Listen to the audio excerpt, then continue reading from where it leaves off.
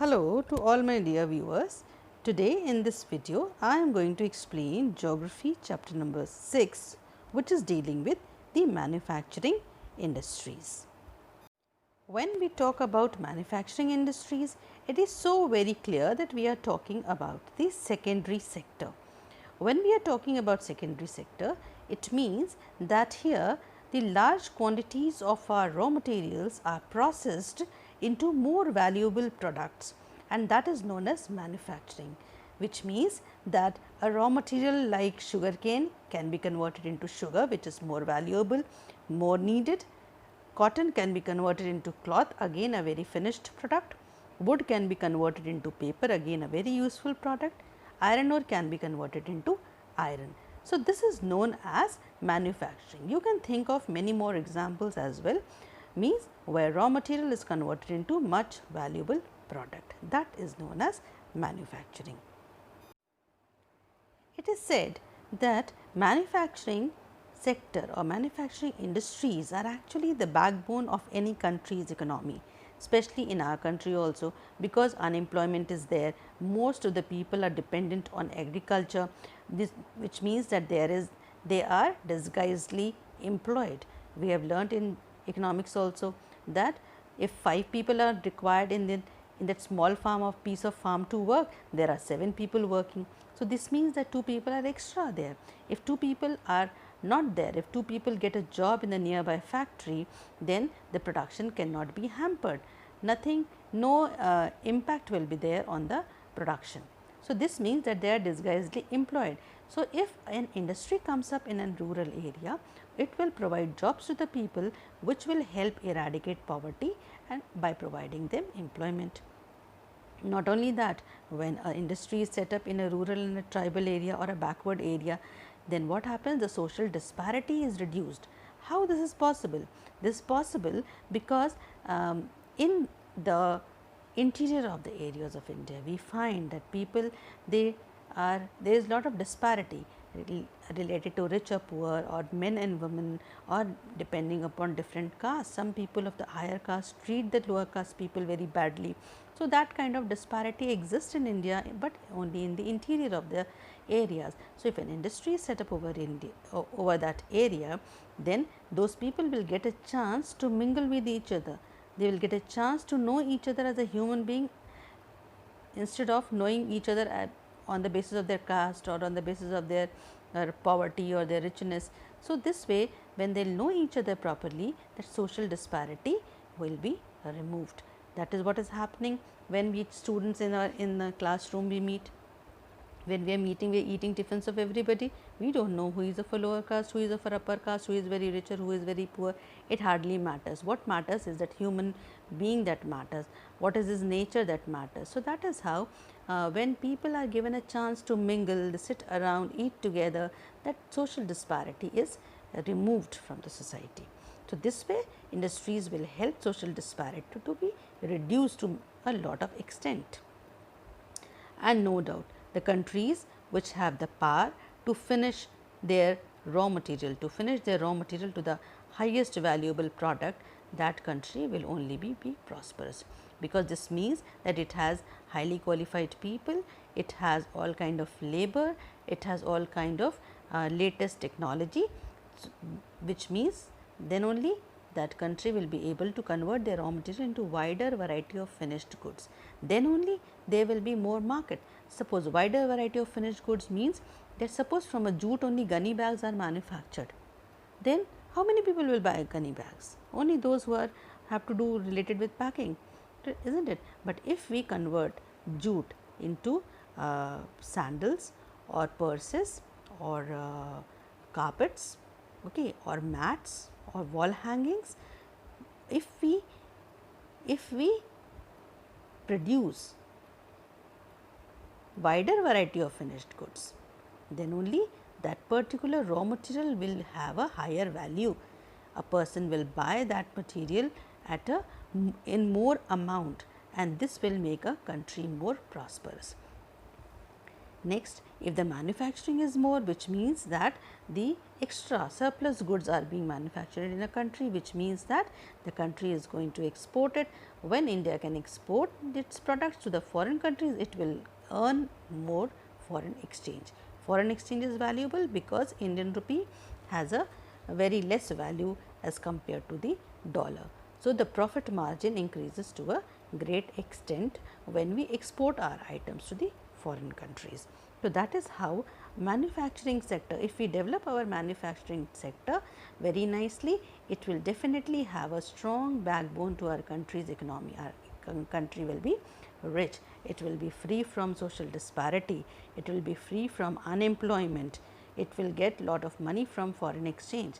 So, that is all related to the need of manufacturing.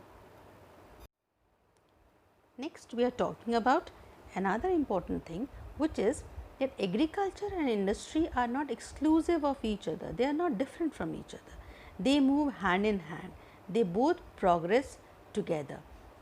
So, agro industries, they have given a major boost to the agriculture by raising its productivity. When agro industries are here, can you see wheat, rice, sugarcane, spices, tea, cotton, coffee, they all go into the industries where they are processed and then only they go into the hands of the customers. This means when the agriculture will prosper, the manufacturing plants will get lot more of raw material. If they will get more raw material, then definitely more manufactured product will be there in the market, and hence both of them are interrelated to each other. When more products will be there in the market, more manufacturing will be done, then the farmers will require more fertilizers, they will require more machines and tools. Hence, agriculture and industry, they move hand in hand, they move with each other. Okay. So, that is the meaning of this. This has been an important question once appearing in the board exams as well. In present days world of globalization, self-sufficiency alone is not enough. That is so true, because there is a world of globalization. All the companies are coming to India to set up their units here to sell their products. In that case, if we are dependent on our own self, if we want to be self-sufficient, which means that our products should be at par with the products which are coming from the other countries to our market. If the products coming from the other countries are having a lower price than ours, if they are more sound, if they are more nice, people are liking it, then that product will be sold in the Indian market as well. We will not be able to sell our own product. So, that is what is said here. In this present day world of globalization, self-sufficiency is not enough. We have to be very, our products need to be very competitive, very efficient, then only we will be able to sell our products in our own country also and in the international market as well. Talking about globalization, when we want to be at par with the manufacturing sector of the other countries, it is very important for us to know that what is the contribution of industry to the national economy. Talking about India, it is 27%. Out of that 27%, manufacturing sectors contribution is 17%, whereas 10% contribution comes from the mining, quarrying, electricity and gas sector. We have found that the GDP has stagnated to 7% per annum for many years, whereas Southeast Asian economies, they are having a increase of 25 to 35% GDP. So, which is very high, which means that the other Southeast Asian economies can rule over us, their products will be sold in our country. Therefore, since 2003, a lot of efforts have been taken, it has been found that the growth rate has increased from just 9 to 10%. So, we are nowhere near the Southeast Asian economies, whereas the desired growth rate per annum should be 12%. That is what is the criteria that we need to get. So, in order to achieve the desired growth rate of 12% per annum, government has established a competitiveness council, which is called NMCC, National Manufacturing Competitiveness Council. The work of the council members was to introduce appropriate policy interventions in these industries that what kind of policies you should follow so that your production is more finished and you could be able to produce more. And then after that, giving them some policies, it is their renewed efforts to go to those factories and take a survey and find out that how much improvement that particular policy, due to that policy, that factory is doing, and this way they wanted to get that 12% growth rate. So, this was NMCC, which was established in 2003. So, knowing about the advantages of a manufacturing sector, that how it is going to help India grow economically, it is very important for an industrialist or a person who is going to have a factory to know that how he is going to reduce the cost of the manufactured products, because for an industrialist ultimately what matters is the bottom line, that at the end of the day what is his profit. So, in that case he has to locate his industry in such a place where raw materials are also nearby, so that the transportation cost is less, there is water for his industry, climate should be good of that area, electricity should be available at a cheaper rate, the government policy should be favorable, banks should be there which will provide loan at a cheaper rate of interest, skilled laborers are there, cheap and skilled laborers, facilities for transport and communications are very well over there. So, these things all are the factors of production which are needed to be looked after by an industrialist when he is setting up his industry at a place. Although it is so understandable that an industrialist will not get all these factors of production at one place. So, what he has to think about, that what all he can get and where, and if he could arrange the other factors of production at a lower cost. So, if he is getting raw material nearby, maybe the laborers are not there. So, it may be possible for him that he could arrange the cheap and skilled labor for the nearby states.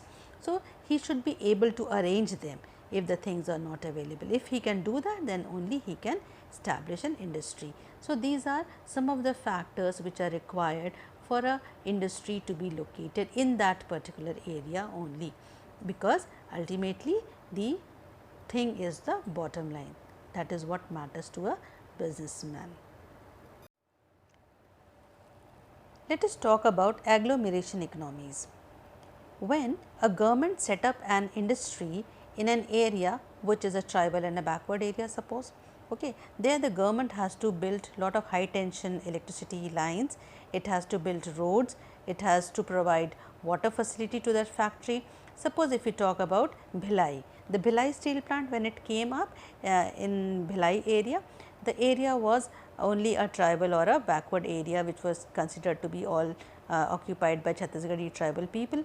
But when Bhilai steel plant was established here with the collaboration of the Russian people, here we have a Russian complex also. So, those people have come assisted us in order to establish the factory Bhilai steel plant. During that time the area was very much undeveloped. So, when banks have come up, people have started coming from all around India, all the skilled laborers, highly qualified people, they migrated from their own states to this place for better opportunities of jobs. When they came here, they needed school for their children, they needed houses, they needed market, they needed cinema halls. So, everything, banking facilities, they needed insurance, they needed good railway coaches over there. So, everything has come up for them. So, that area has become a little developed. Now, in order to take the advantages of that area, some other small industries have also come up, because they have, this area is now providing them all the facilities, they are providing them infrastructure which is road, railways, transportation, electricity, water facility, that is all infrastructure. It is, that area is already having banking facility, insurances are there, labor is there, transport is there, market is there. So, many facilities are there. So, taking the advantage, in order to take the advantage of those facilities offered by this urban center, what happened, the other industries also come up, and this way that particular area becomes a very large agglomeration of industries. The industries grow larger and larger, and then it is called as agglomeration economies. So, Mumbai, Kolkata, Chennai are examples of it, because during the the period when we were colonized, during that time only these were the port cities and they were developed by the Britishers. From here the materials were sent to the Britain to fed into the factories there, raw materials were sent. So, these areas were well connected with the railway line, they had already had water facilities, they had electricity. So, these areas were very old, from the very olden times these areas were developed, and to take the advantage of that development other factories have also started coming up. So, these are today's thickest, densely populated, most populated cities of India, generating most of the employment of the country. So, that is how I can explain you agglomeration economies. I think you have understood the topics that I have covered in this video. If you have any doubt, do write in the comment section. Do like, share and subscribe, and thanks for watching. Now, do catch up with me for my next videos for the next topics related to this chapter. You can also write down the notes from these slides. This will help you a lot, and these are one-on-one notes which there is nothing missing in between. So, if you will prepare them, like nobody can hold your marks, like you can be getting full marks from my videos, from watching my videos. Thank you, all the best, good luck children.